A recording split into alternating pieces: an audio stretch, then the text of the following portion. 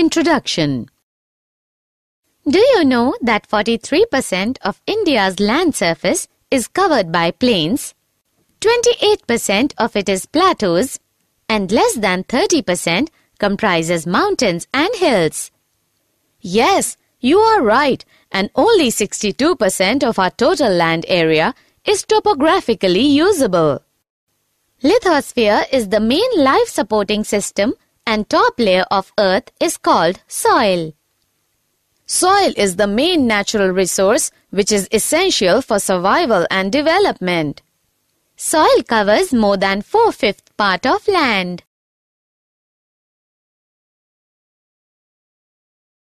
Objectives. At the end of this lesson, you'll be able to find out mineral riches in the soil, understand the types of soil, find out what is soil pollution, understand the biogeochemical cycles, study the water cycle, understand the nitrogen cycle, study carbon cycle, understand the greenhouse effect, study the oxygen cycle, understand the importance of ozone layer.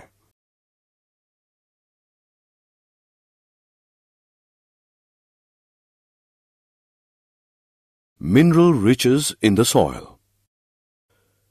Soil is an important resource that decides the diversity of life in an area. The outermost layer of our earth is called the crust, and the minerals found in this layer supply a variety of nutrients to life forms. But these minerals will not be available to the organisms if the minerals are bound up in huge rocks.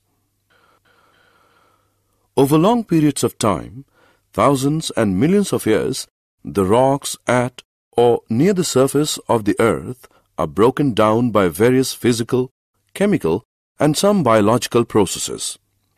The end product of this breaking down is the fine particles of soil. The factors of processes that make soil are: the sun heats up rocks during the day so that they expand. At night, these rocks cool down and contract. Since all parts of the rock do not expand and contract at the same rate, this results in the formation of cracks, and ultimately the huge rocks break up into smaller pieces. Water helps in formation of soil in two ways. Water could get into the cracks in the rocks formed due to uneven heating by the sun. If this water later freezes, it would cause the cracks to widen. Flowing water wears away even hard rock over long periods of time. Fast-flowing water often carries big and small particles of rock downstream. These rocks rub against other rocks, and the resultant abrasion causes the rocks to wear down into smaller and smaller particles. The water then takes these particles along with it and deposits it further down its path. Soil is thus found in places far away from its parent rock. Wind.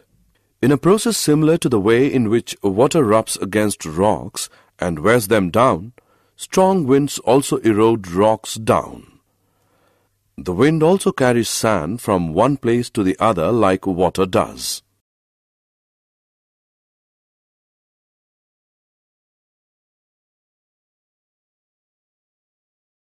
Types of soil and soil pollution. Soil is a mixture. It contains small particles of rock, bits of decayed living organisms, which is called humus.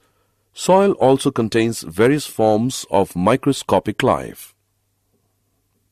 The type of soil is decided by the average size of particles found in it, and the quality of the soil is decided by the amount of humus and the microscopic organisms found in it.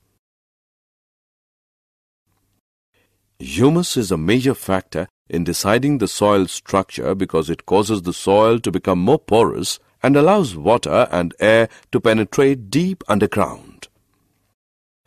The mineral nutrients that are found in a particular soil depends on the rocks it was formed from. The nutrient content of a soil, the amount of humus present in it, and the depth of the soil are some of the factors that decide which plants will thrive on that soil. Thus, the topmost layer of the soil that contains humus and living organisms in addition to the soil particles is called the topsoil. The quality of topsoil is an important factor that decides biodiversity in that area. Use of large amounts of fertilizers and pesticides over long periods of time can destroy the soil structure by killing the soil microorganisms that recycle nutrients in the soil. It also kills the earthworms, which are instrumental in making the rich humus. Fertile soil can quickly be turned barren if sustainable practices are not followed. Removal of useful components from the soil and addition of other substances which adversely affect the fertility of the soil and kill the diversity of organisms that live in it is called soil pollution. The fine particles of soil may be carried away by flowing water or wind. If all the soil gets washed away and the rocks underneath are exposed, we have lost a valuable resource because very little will grow on the rock. This process is known as soil erosion. The roots of plants have an important role in preventing soil erosion. Vegetative cover on the ground has a role to play in the percolation of water into the deeper layers too. Biogeochemical cycles. Biogeochemical cycles are the cyclic pathways through which chemical elements move from environment to organisms and back to the environment. Biogeochemical cycles are essential because the earth and its environment with reference to these elements are called closed system, and there is no inflow of such elements from outside the earth, and their amounts are limited. There are mainly two types of biogeochemical cycles: gaseous cycles, sedimentary cycles. The water cycle. We know the water evaporates from the water bodies, and subsequent condensation of this water vapor leads to rain. But even after this continuous condensation process, we don't see the seas and oceans dry up. So, now question comes in our mind, how is the water returning to these water bodies? The answer to above question is that the whole process in which water evaporates and falls on the land as rain and later flows back into the sea via rivers is known as the water cycle. All of the water that falls on the land does not immediately flow back into the sea. Some of it seeps into the soil and becomes part of the underground reservoir of fresh water. Some of this underground water finds its way to the surface through springs, or we bring it to the surface for our use through wells or tube wells. Water is also used by terrestrial animals and plants for various life processes. As you know, water is capable of dissolving a large number of substances.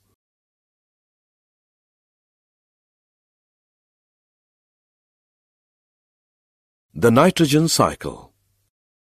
Nitrogen gas makes up 78% of our atmosphere, and nitrogen is also a part of many molecules essential to life like proteins, nucleic acids, DNA and RNA, and some vitamins.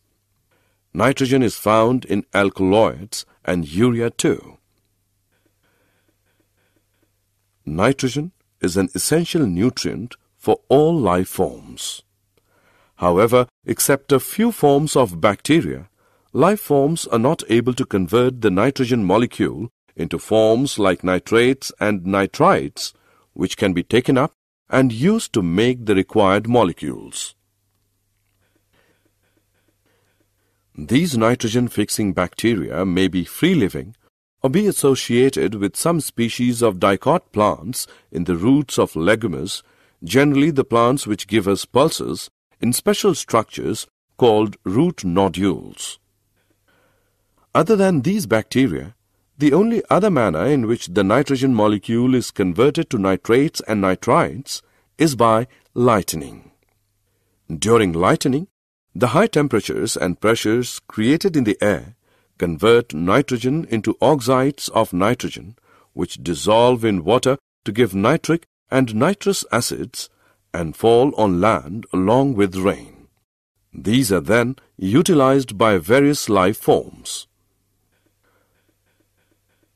Plants generally take up nitrates and nitrites and convert them into amino acids which are used to make proteins. Some other biochemical pathways are used to make the other complex compounds containing nitrogen. These proteins and other complex compounds are subsequently consumed by animals. Once the animal or the plant dies, other bacteria in the soil convert the various compounds of nitrogen back into nitrates and nitrites. A different type of bacteria converts the nitrates and nitrites into elemental nitrogen. Thus, there is a nitrogen cycle in nature in which nitrogen passes from its elemental form in the atmosphere into simple molecules in the soil and water, which get converted to more complex molecules in living beings and back again to the simple nitrogen molecule in the atmosphere.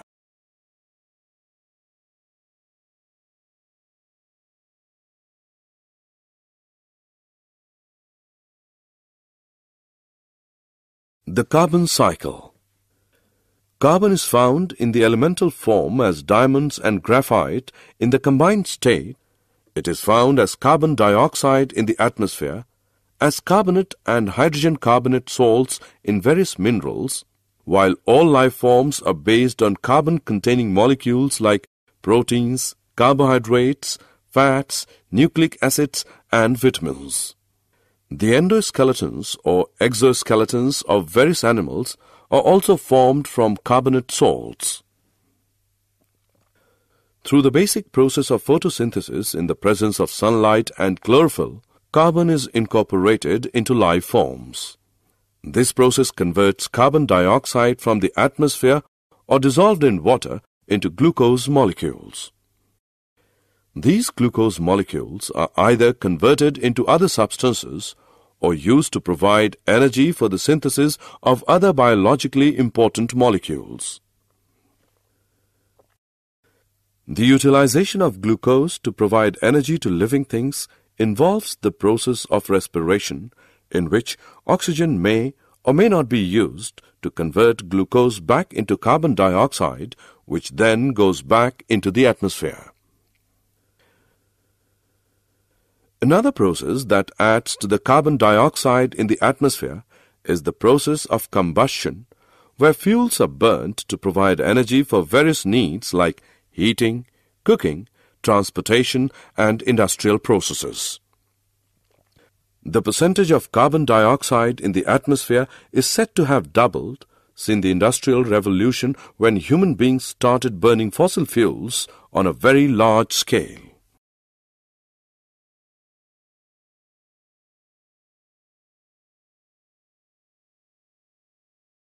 The greenhouse effect.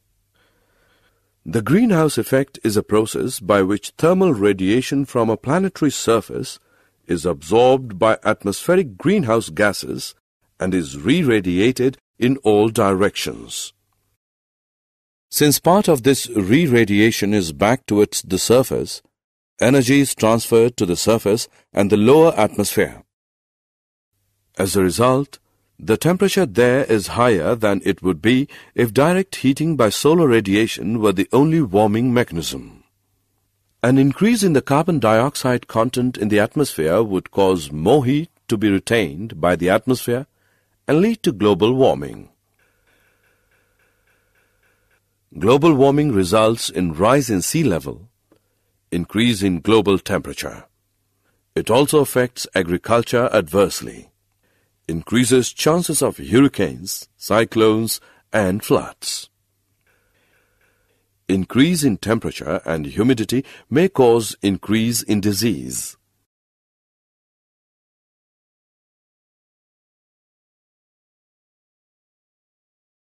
The oxygen cycle.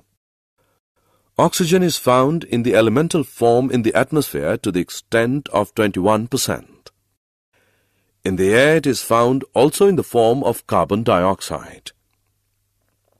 In the Earth's crust it is found as oxides of most metals and silicon, and also as carbonate, sulfate, nitrate, and other minerals.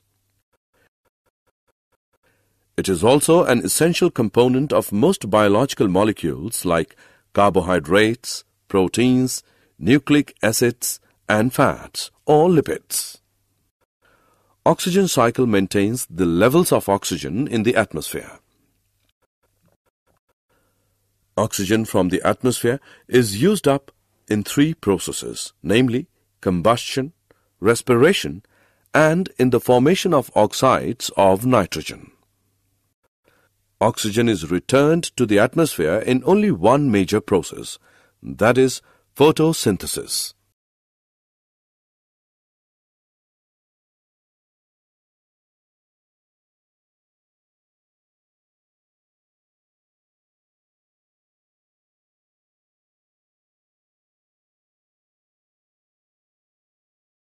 Ozone layer. Oxygen is normally found in the form of a diatomic molecule. However, in the upper reaches of the atmosphere, a molecule containing 3 atoms of oxygen is found. This is called ozone, and its formula is O3. Unlike the normal diatomic molecule of oxygen, ozone is poisonous, and we are lucky that it is not stable nearer to the Earth's surface.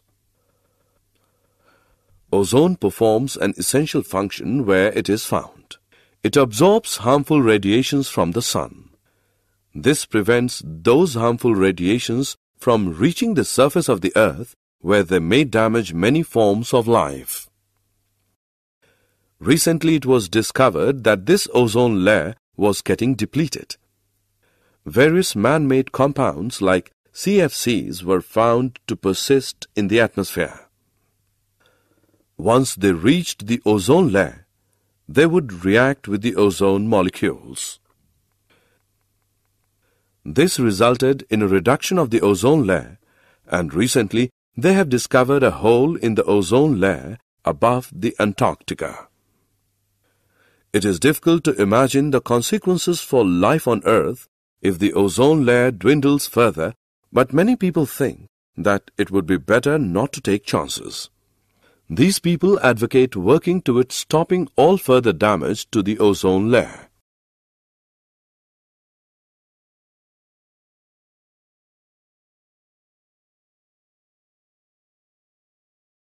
Did you know, each year for the past few decades during the Southern Hemisphere spring, chemical reactions involving chlorine and bromine cause ozone in the southern polar region to be destroyed rapidly and severely. This depleted region is known as the ozone hole. The area of the ozone hole is determined from a map of total column ozone. It is calculated from the area on the Earth that is enclosed by a line with a constant value of 220 Dobson units. The value of 220 Dobson units is chosen since total ozone values of less than 220 Dobson units were not found in the historic observations over Antarctica prior to 1979.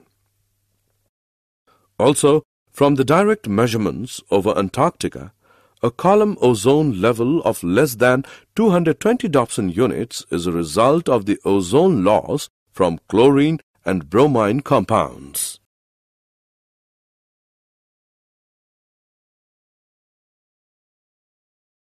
Summary. Let us summarize what we have learned. Various nutrients are used again and again in a cyclic fashion. This leads to a certain balance between the various components of the biosphere. Pollution of air, water, and soil affect the quality of life and harm the biodiversity. We need to conserve our natural resources and use them in a sustainable manner.